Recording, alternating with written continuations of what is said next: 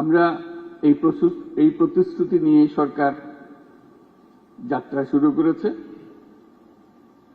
যেটা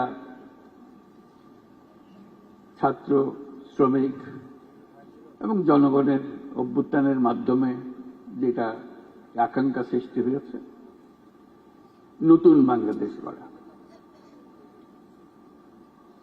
এই নতুন বাংলাদেশ হবে না যদি শ্রমিকদের অবস্থা পুরনো বাংলাদেশের মধ্যে থেকে যায়।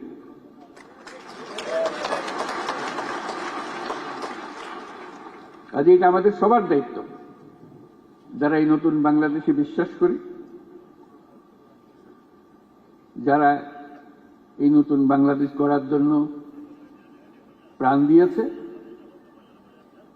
যারা নতুন বাংলাদেশ গড়ার জন্য আহত হয়ে জীবনের সংগ্রামে রত আছে,